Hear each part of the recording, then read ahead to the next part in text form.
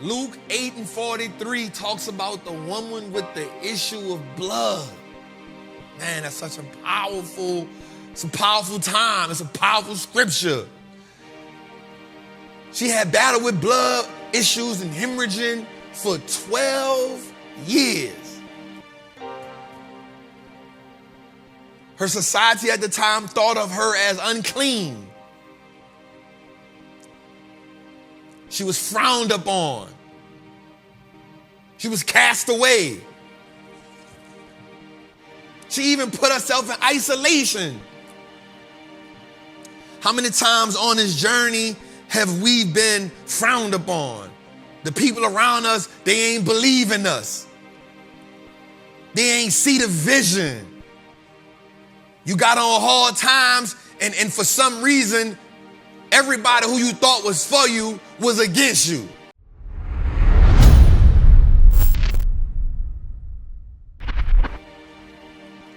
And you had to stand in that isolation.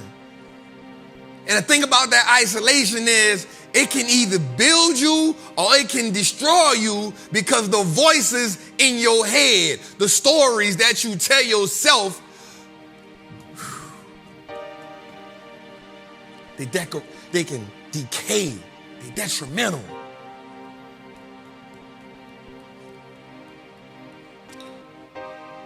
But it's something about being that last resort. It's something about saying, I done did everything that I can do. I done did everything that I can do. I done did everything in my willpower. I done did everything that I can think of. I done pushed my limits. It's something about that isolation. It's something about your back against the wall. It's something about knowing that nobody don't believe in you. It's something about knowing that everybody done cast you off. It's something about knowing that everybody is cheering this way. It's something about saying, I know I got a little bit left in me. It's something in you saying, I know this ain't the last of me. It's something in you when you say, I ain't going out like this. It's something about that. And as a last resort, she said, I'm going to go into this crowd. I just need to touch the hem. I just need to be in the vicinity. I just need to touch the hem.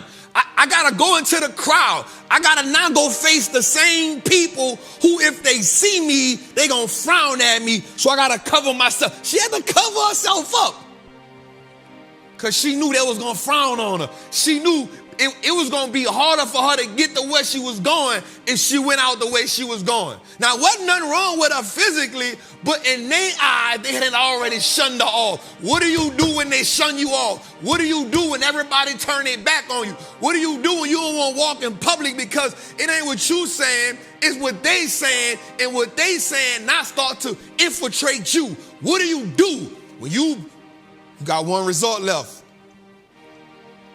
And it's all action. And so she put her hoodie on and she said, I'm going out. I just won't touch the hem. Now, yes, when she touched the hem, she knew but it was the belief that she had. It was the belief. When I gotta get here no matter what.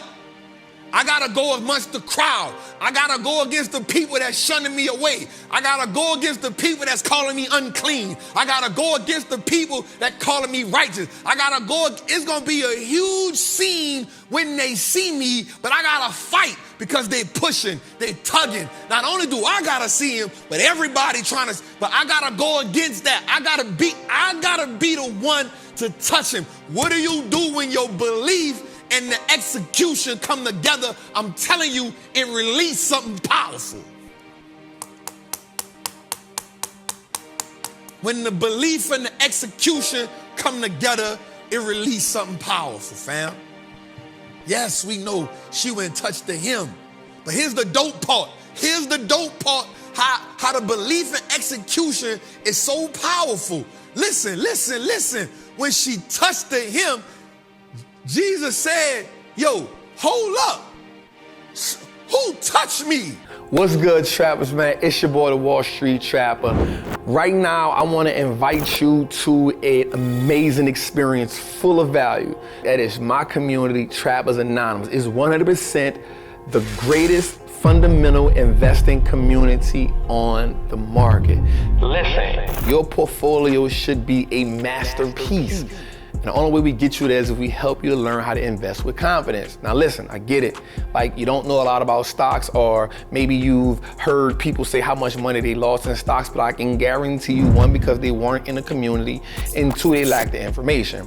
Our goal in Trappers Anonymous is to help you, really to hold your hand on the journey to becoming a confident investor, learning how to navigate through the different events that the stock market goes through to take you from panic to encouragement. There's no better time than now. This is an opportunity only for those who are willing to be on the journey. So listen, man, click the link below. Come join me in Trappers Anonymous, man. I will see you in one of our many classes, whether it's Moat Monday, whether it's the 2-hour class we do on Sunday, or whether it's just a book club. Everything is geared toward making you a better investor so you can triple your net worth and turn your last name to an asset. It's your boy, Wall Street Trapper. See you in the trap. He said, hold up, who touched me? Now check it. Peter said in so many words, oh gee, we in the middle of a 1,000 people. Everybody touch you. He said, nah, it was a different kind of touch. When this touch touched me, it took power from me. He said, when this one touched me, it took power from me. And he looked at her. And he said something so strong to her.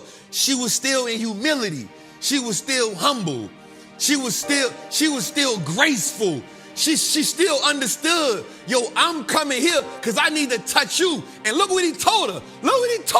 He told her something crazy. He told her something that shook our world. He said, listen, your faith has healed you.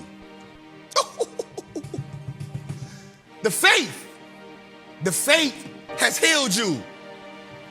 The faith. Yes, you touched me. Yeah, your faith and your belief and your execution was so strong. When you touched me, you took my power. That's strong. That's strong. When you touched me, you took my power. When you touched me, you shook my world. When you touched me, I know your touch was different than everybody in here, because everybody in here won't touch me, but your touch was intentional. Your touch came with belief, purpose. Your touch came because in your mind you knew you was all you had and you need to get here. I'm telling you, you don't want it enough. I'm telling you, you too comfortable. I'm telling you, you want to go somewhere, you want to achieve wealth, you want to accomplish the goals, but you don't want it bad enough. Your faith, your belief, your execution, you ain't going after that one touch. You ain't going after the one touch. You ain't going after the one touch. You one investment away. You praying, yep, God changed my situation. God like, yeah, but where the execution at? Where the action at? I need you to go in the wilderness. I need you to have the faith. I need you to have the belief. I need you to have the execution. I need you to go touch something. I need you to go touch something. You ain't trying to touch nothing. You keep saying what's for me is for me.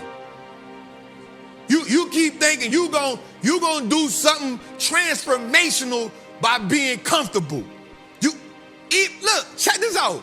Man, when Jesus was on a boat, they was on a storm, Peter came running in there, my Lord. Jesus said, where your faith at, fam? I don't know. Now I gotta go quiet the storm? What, you been rocking with me how long? Where your faith at, bruh? You need me to do everything, Peter? How long you been rocking with me? You done seen me turn water to wine. You done seen me heal people. You need me to get up out my sleep to come calm the storm? Bro, where your faith at? I'm asking you, the entrepreneur. I'm asking you, the person who's trying to create generational wealth. I'm saying, yep, you've been praying, but where your faith at? Where your action at? Where the execution at? That's what I'm asking you. That's what I'm asking you. You ain't got no real faith. So I'm asking you, where's that? I'm asking you, where's that? I'm saying Jesus chilling. He like, yo, I'm tired. We've been working wonders all through the world. I'm chilling. I'm sleep, Peter. It ain't nothing but a little storm, Peter. Why is you tripping, Peter? Peter, what? You mean I gotta get up and calm the storm? Oh, ye a little faith?